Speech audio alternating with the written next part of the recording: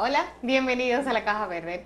Hoy vamos a hablar de un síndrome que persigue a muchos profesionales y a muchas personas que tienen la iniciativa de querer hacer algo y el síndrome del impostor lo va alando para atrás y eso tiene muchísima conexión con la salud mental.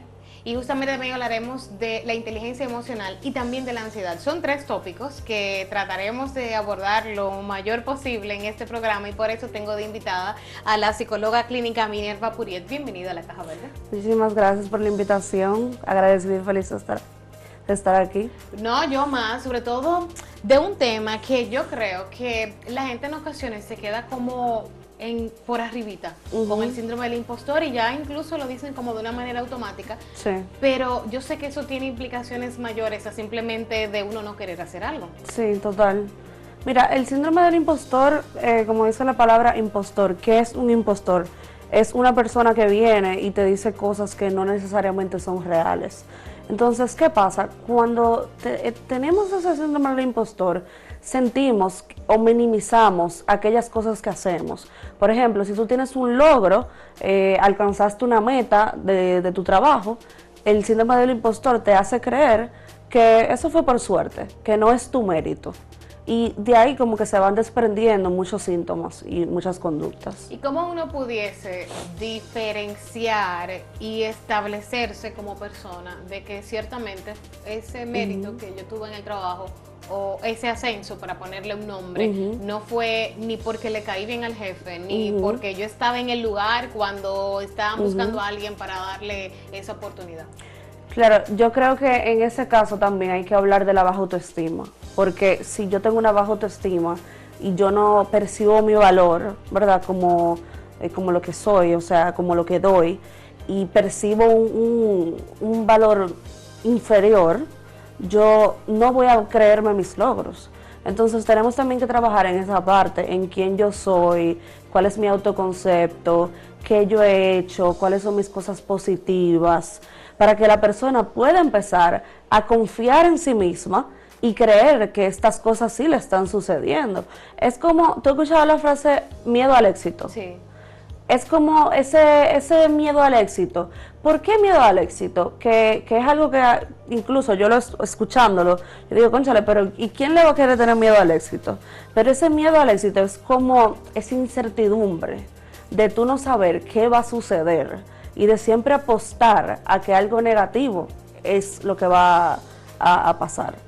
Mira, me llama mucho la atención porque recuerdo hace unos años se hizo viral un artículo del periódico El País donde una madre decía que su hija quería ser la segunda en el violín, que no tenía aspiraciones de ser la primera en el violín y que todos los padres culpaban a la madre diciéndole que ella le estaba fomentando no ser exitosa y al fracaso por ser la segunda, no la primera.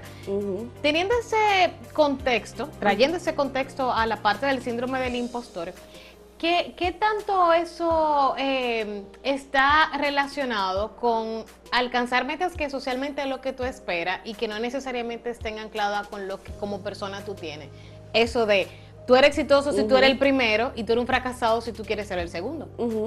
Sí, yo creo que eso también tiene mucho que ver con esos estereotipos también que la sociedad te inculca. O no más bien estereotipos, sino con esa presión social de que lo que está bien, lo que es visto, es que una persona quiera alcanzar al éxito total, no que se conforme, por decirlo de una forma, con un segundo lugar.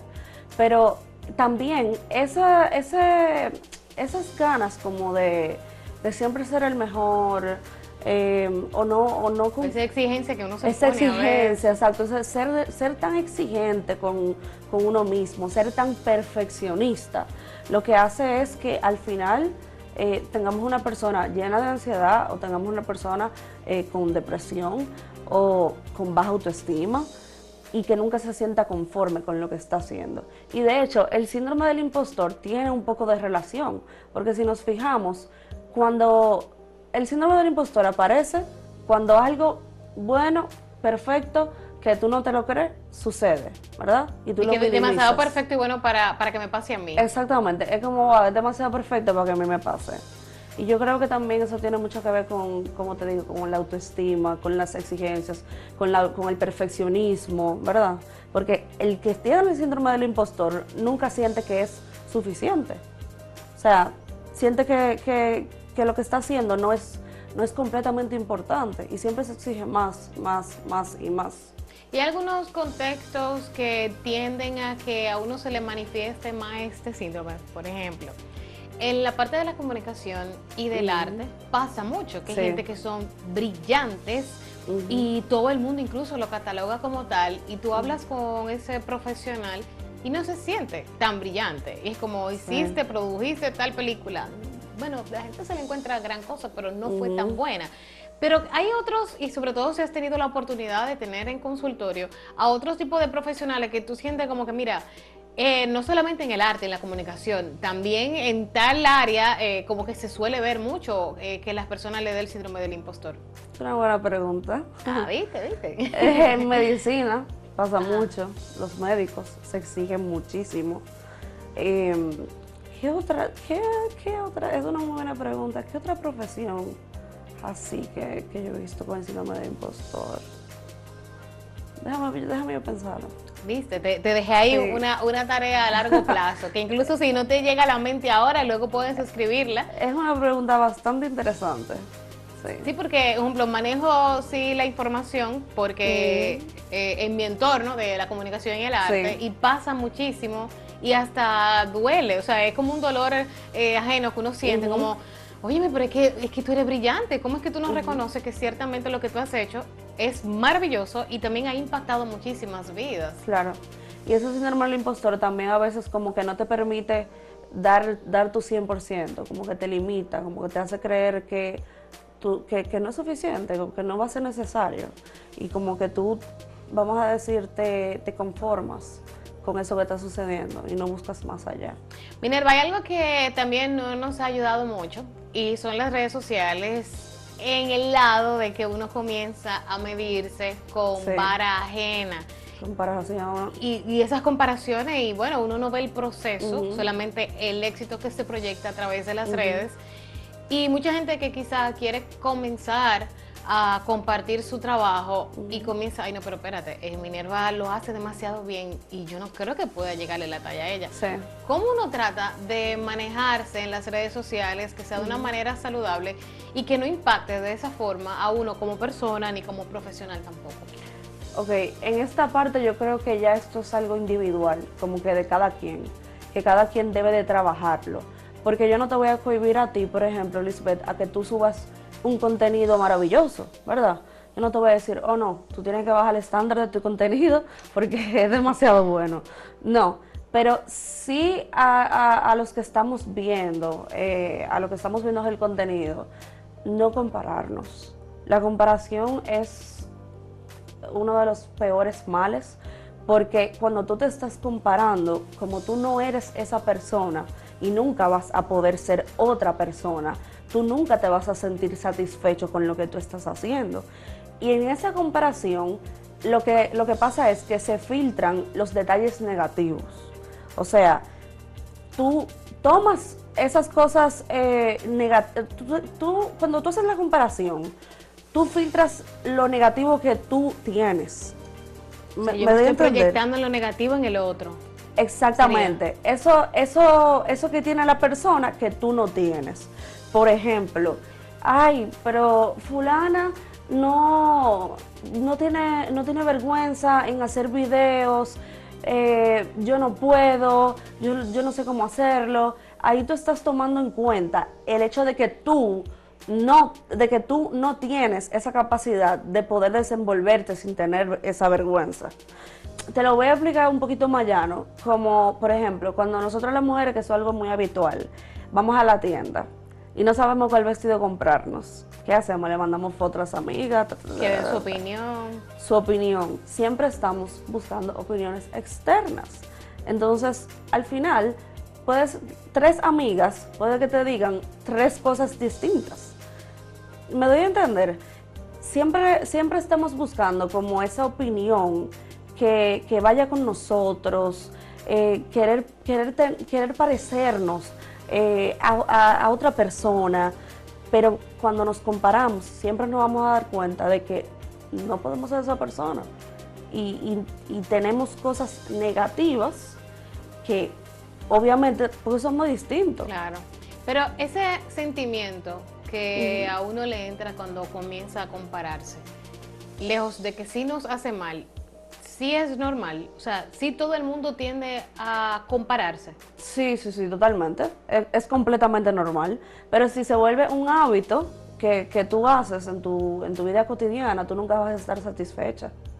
Porque es como yo te diga, Lisbeth, tú dibujas súper lindo y yo no tenga esa habilidad. Yo estoy destacando lo negativo en mí. Yo no estoy viendo lo positivo. Yo no estoy identificándome contigo. Que cuando me identifico contigo, yo puedo decir, cónchale, yo también, al igual que Lisbeth, yo tengo la capacidad de crear cosas bonitas. Lisbeth pinta, pero yo sé hacer diseños, un ejemplo. Ahí nosotros resaltamos las cualidades positivas cuando nos identificamos. Pero cuando nos comparamos, es como si nos ponemos unas gafas y vemos todo negro, todo oscuro. Y todo lo negativo se resalta, que es lo que tú no tienes. Wow, eso ciertamente es más complejo de lo que uno pudiese ver ahí a plena vista y que son cosas que uno experimenta en el día a día, en el trabajo, quizá con tus familiares, con tus amigas, que pasa mucho. Santos, mira, nos vamos a una pausa y al retornar hablaremos de la inteligencia emocional y sobre todo la ansiedad y podemos seguir relacionando justamente con la parte del síndrome del impostor, que yo sé que como profesionales en ocasiones tenemos como que lidiar con ese monstruo ahí a cada rato para poder estar en nuestra mejor versión. Volvemos en breve.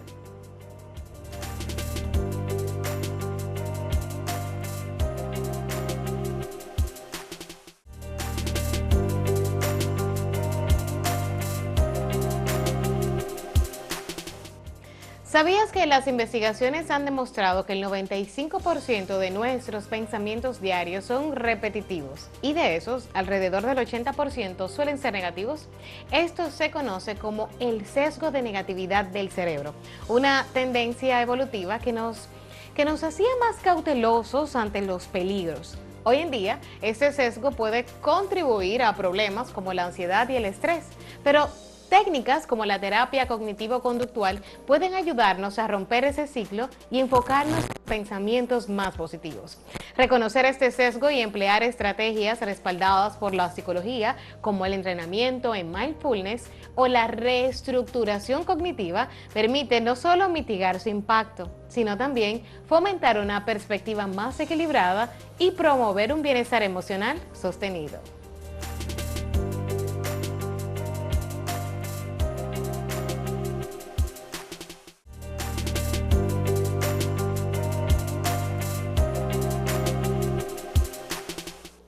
Estamos de vuelta en la Caja Verde con la psicóloga clínica Minerva Puriet y hablando del síndrome del impostor, ese demonito ahí que uno trata como que de dominar, que sale en ocasiones cuando no estamos estables o balanceados, ¿verdad? Pero la inteligencia emocional, ¿cómo se pudiese relacionar con uno poder controlar ese síndrome del impostor? Bueno, algo súper importante que es la inteligencia emocional es el hecho de tú poder ver tus emociones y reconocer tus emociones y tener como esa capacidad. Hay muchas personas que viven de manera automática. Yo no sé si a ti te ha pasado en algún momento. Y uno dice como, ay, yo me siento mal, pero no sabemos realmente de dónde viene como esa sensación o ese sentimiento. Cuando una persona tiene inteligencia emocional, tiene esa capacidad como de hacer introspección y decir, ok, esto que yo estoy sintiendo quizás fue por esto y esto. Ponerle nombre a cada una de las emociones. Algo que yo hago mucho en mi consulta es que cuando los pacientes, yo les pregunto cómo estás, me dicen bien o mal. Y yo les digo, bien o mal no son emociones. Eso está tibio, el bien o mal. Porque, ¿qué es bien? ¿Qué es mal? No hay ninguna emoción ahí. ¿Y cuál sería entonces la respuesta? Entonces yo tengo una rueda, la rueda de las emociones, que literalmente tiene muchísimas emociones, tenemos 50 emociones. Entonces parte de las emociones básicas: felicidad, tristeza, sorpresa, asco, enojo, y ahí como que van saliendo subcategorías, y miedo, son seis primarias. Y al final son como algunas 40 o 50 emociones, pero siempre tengo esa rueda de emociones y se la doy al paciente. Le digo, realmente, ¿cómo es que tú te ¿Cuál sientes? es ahí? Subráyame. ¿Cuál es la que tú te sientes? Y yo siento que es un ejercicio que todos debemos de practicar para eso mismo, para en el momento en el que digamos, cónchale, me siento mal, ok, ¿qué es mal? ¿Qué es lo que verdaderamente yo estoy sintiendo? Cuando tú sabes lo que tú estás sintiendo y tú le pones nombre, se te hace mucho más fácil el tú poder manejar esa emoción. Pero hay emociones que identificarla puede llevarnos al dolor, por ejemplo. Sí. Y hablando y retomando un tema anterior, pero que no le pusimos este nombre, esa emoción de la envidia, que puede hacer que en algún momento todo ser humano la haya sentido por alguien ¿verdad? O en alguna situación en específico. Puede ser que nosotros no identifiquemos esas emociones para no sentirnos mal por saber o por ponerle nombre a eso que no queremos. O sea, nadie quiere sentirse que tiene envidia, como que... Sí, y también en muchas ocasiones yo siento que nos engañamos y como tú dices, no queremos ver eso que sentimos. Mira, con la envidia, muchas personas dicen, ay, fulana se fue de viaje, envidia de la buena. Sí, ¿eso existe? No hay ni envidia de la buena ni envidia mala. Envidia es envidia. ¿Tú viste la película Intensamente? Sí, claro, 2? las dos la vi. Bueno, tú viste envidia. Sí. Ese personaje que lo que está tratando de comunicarte es que yo quiero algo que tú tienes. Punto. No tiene que ser algo negativo el tú querer algo que tiene otra persona. Eso no quiere decir que tú le estás deseando el mal o que tú no quieres que esa persona progrese. Es simplemente que tú quieres algo que el otro tiene. Entonces hay una connotación un poquito tergiversada de ese sentimiento a nivel social, porque Sí. siempre se relaciona con negatividad Que la envidia, pero o sea, es yo quiero lo tuyo, pero yo te lo Sí. quiero quitar y yo no quiero que tú lo disfrutes. Correcto, de verdad, sí. Eso es como una creencia que se ha creado a lo largo del tiempo, porque siempre realmente yo he entendido la envidia de esa forma. Al estudiar la carrera, bueno, a uno le cambia la perspectiva, Claro. pero es así como tú dices, esa es la perspectiva de las personas y completamente errada. Entonces, cuando tú tienes esa capacidad de tú hacer introspección y de tú ver realmente cómo tú te estás sintiendo, aunque duela, como tú dices, nadie quiere sentir ese dolor. Pero ¿qué pasa con el dolor? Si tú no lo contactas y tú te resistes a él, siempre va a volver. Él va a hacer resistencia. O sea, se va a quedar ahí hasta que tú contactes ese dolor y ese dolor se va. Porque las emociones son pasajeras. Entonces ahí ponemos la parte de la ansiedad, que sería como el tercer nivel de todo esto. Entonces, cómo uno relaciona ese mal manejo de las emociones con el síndrome del impostor y llegar ya a ese nivel que quizá necesite un acompañamiento para no quedarse en esa bucle que posiblemente lo pudiese llevar a algo un poquito más grave. Sí, mira, el síndrome del impostor lo asocian mucho con la ansiedad, por el tema del miedo. Y la ansiedad viene de la emoción del miedo. Como te dije ahorita, en la rueda de las emociones, cada una de esas emociones principales tiene como subcategorías. Entonces, la ansiedad viene del miedo. Y cuando hablamos del síndrome del impostor y combinamos ese miedo, estamos hablando de lo que es la ansiedad, que es preocupación, incertidumbre, ¿verdad? Cuando tenemos este síndrome activo del impostor, muchas veces estamos en incertidumbre de lo que puede pasar y con miedo a lo incierto, a lo desconocido. Incierto, exacto, a lo desconocido, si se me va a dar bien, si no se me va a dar bien. Y es como un mecanismo de defensa también, el tú decir, oh, pero eso que hablábamos ahorita como del impostor, como yo no hago las cosas bien, o eso me salió por suerte, o no es suficiente, muchas personas sienten eso de no es suficiente, yo tengo que hacer más y Pero lo más. hiciste genial. No, me falta. No importa, hay como un perfeccionismo ahí, pero también entre ese miedo como a veces a ser mejor o a poder dar otro paso, otro escalón, porque tenemos miedo a lo incierto, a esa incertidumbre, a qué va a suceder. Y es más fácil para la mente el tú quedarte en el mismo nivel. Claro, a lo conocido, A lo a la zona de conocido. confort. Exacto, o sea, esa es tu zona de confort, eso es lo que ya tú conoces. Entonces tu cuerpo y tu mente se adaptan perfectamente a eso que toda la vida ha conocido. Entonces cuando tú quieres hacer un cambio, la mente Te juega sucio. te juega sucio, tengo miedo, no soy capaz. Y de ahí también vienen pensamientos irracionales que hacen muchísimo dolor y generan mucha ansiedad. Y entonces ahí, ya cuando alguien siente, mira, ya este síndrome del impostor no es simplemente como un label ahí por arribita, ni tampoco superficial, sino que sí le está afectando a Sí. nivel laboral. ¿Cómo ahí entra el papel del psicólogo clínico para ayudar a esa persona a reconocerse, quizá a tener una autoestima y que valore su esfuerzo, sobre todo? Sí, a trabajar esa autoestima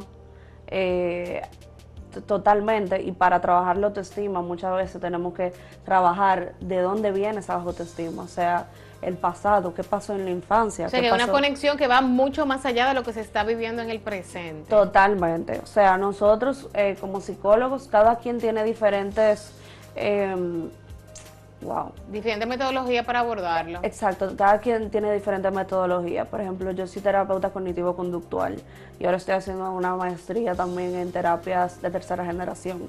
Pero hay personas que son psicoanalistas, o sea, cada quien lo trabaja a su manera.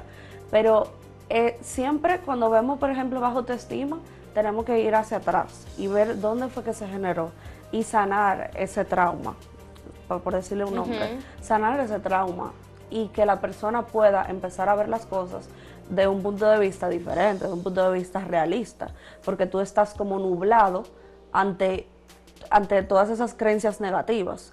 Y ahí yo también lo conecto con la ansiedad.